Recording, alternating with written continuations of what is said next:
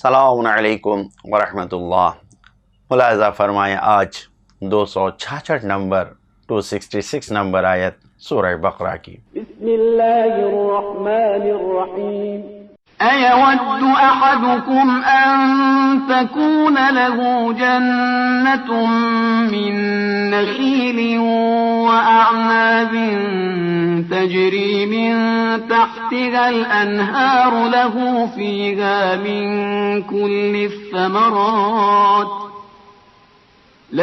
فِيهَا من كل الثمرات وأصابه الكبر وله ذرية ضعفاء فأصابها إعصار فيه نار فاحترقت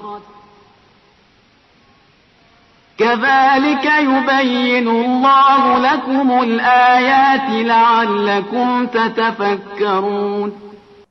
اَیَوَدُّ أَحَدُکُم، کیا تم میں سے کوئی پسند کرتا ہے کہ اس کے پاس کھجور اور انگور کے باغ ہوں، ان کے نیچے نہریں جاری ہوں، اس میں ہر طرح کے پھل ہوں، اور آدمی بوڑھا ہو جائے، اس کے کمزور بچے ہوں، اور پھر اچانک تیز گرم ہوا جس میں آگ بھری ہو چل جائے اور سب جل کر خاک ہو جائے۔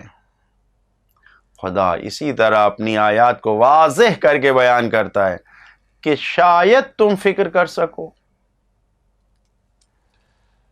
عزیز ناظرین، جب انسان بوڑھا ہوتا ہے، بڑھاپے کی طرف آہستہ آہستہ بڑھتا ہے اور بچوں کا باپ ہوتا ہے، تو پھر دوسرے بچے پیدا کرنے کی طاقت کم ہو جاتی ہے، لیکن اس کے اندر یعنی ہر چیز کو حاصل کرنے اور کمانے کی طاقت اس کے اندر کم ہو جاتی ہے، لیکن چاہت، خواہشیں، امیدیں، آرزویں بڑھ جاتی ہیں جیسے جیسے انسان بوڑھا ہوتا ہے۔ اور خاص طور سے اگر ایسے حالات میں اس کی آمدنی کے ذرائع کم ہو جائیں، سورس آف انکم بند ہو جائے، کوئی ذریعہ نہیں ہے آمدنی کا، تو پھر انسان ذلیل ہو جاتا ہے۔ انسان ایک طرف سے قیامت میں کسی عمل کو انجام دینے کی طاقت نہیں رکھے گا، وہاں پر عمل ہے ہی نہیں، دوسری طرف سے اس کی خواہشیں، اس کی آرزویں، اس کی چاہتیں اتنی ہوں گی، شدید ہوں گی، انہی میں ڈوبا ہوا ہوگا۔ اور ایسے حالات میں اگر ریاکارانہ عمل سامنے آ گیا، احسان جتانے والا، منت رکھنے والا عمل سامنے آ گیا، تو یہ تو سب پہلے ہی سے نابود ہے، ختم ہے، وہ تو موجود ہی نہیں ہے۔ تو پھر انسان کو بہت بڑی ذلت و حقارت کا سامنا کرنا پڑے گا۔ کھجور اور انگور دو بہت ہی مفید اور نفع بخش پھل ہیں، قرآن مجید میں کئی جگہ اس کی تکرار ہوئی ہے، ان کے نام آئے ہیں۔ غور فرمائیں، سرکار رسالت مآب صلی اللہ علیہ وآلہ وسلم ارشاد فرماتے ہیں، جو شخص بھی ایک مرتبہ لا الہ الا اللہ کہتا ہے، خداوند عالم اس کے اس عمل کے بدلے میں، یہ لا الہ الا اللہ کہنے کی برکت میں، جنت میں ایک درخت اس کے لیے کاشت کیا جاتا ہے، ایک درخت لگا دیا جاتا ہے۔ اور پھر آپ نے فرمایا، اور اسی طریقے سے جو اللہ اکبر کہتا ہے، اس کے لیے بھی ایک درخت جنت میں لگا دیا جاتا ہے۔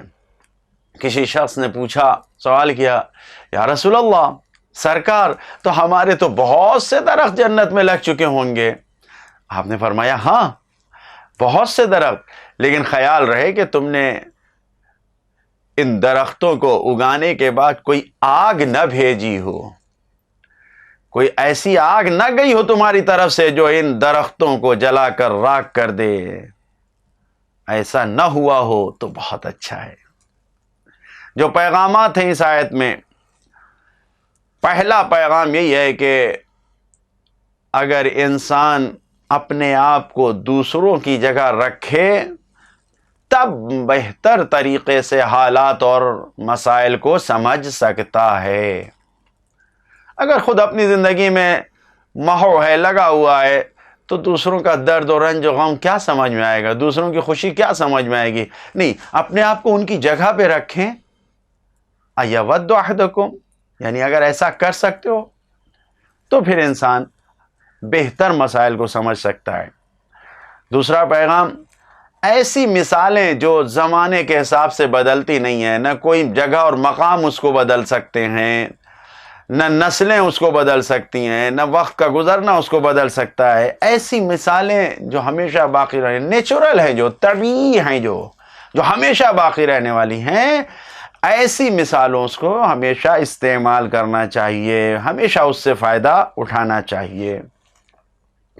تیسرا پیغام، انفاق کے بعد احسان جتانا، زبان سے آزار و تکلیف پہنچا دینا، یہ ایک گرم جھلسا دینے والی ہوا جس کے ساتھ آگ ہوتی ہے، اسی کے جیسا ہے کہ جو سارے باغ کو جلا کر راکھ کر دیتی ہے. ہرا بھرا خوش خرم باغ پورا راکھ ہو جاتا ہے اگر احسان کے بعد ہم نے احسان کے جتا دیا تو.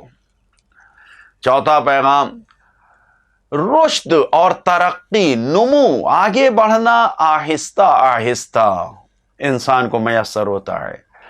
معاشرے میں، سماج میں عزت کمانا آہستہ آہستہ انسان کو میسر ہوتا ہے، لیکن برباد ہونا، خراب ہونا، اعمال کا نابود ہو جانا، یہ ایک لمحے میں آ جاتا ہے. ہوشیار رہیں. پانچواں پیغام، لَعَلَّكُمْ تَتَفَكَّرُونَ، یعنی قرآنی مثالیں اس لیے بیان کی گئی ہیں کہ تم غور و فکر کرو، شاید تم غور و فکر کر لو.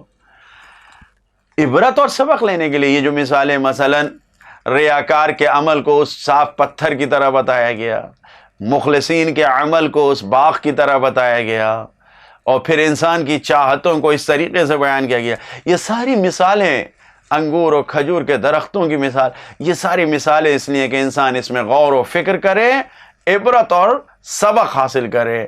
عملی زندگی کے لیے یہی پیغام ہے کہ جو انسان کامیاب ہونا چاہتا ہے اس کے لیے لازم ہے کہ وہ غور و فکر کرے اور اپنی زندگی میں عبرت اور سبق حاصل کرے. کامیابی کے لیے غور و فکر کرنا اور عبرت اور سبق حاصل کر کے عمل کرنا بہت ضروری ہے. خدا سے دعا کرتے ہیں کہ ہم کو اپنی نعمتوں میں غور و فکر کرنے اور اس کے مطابق سبق حاصل کر کے زندگی گزارنے والوں میں قرار دے. والسلام علیکم ورحمۃ اللہ وبرکاتہ.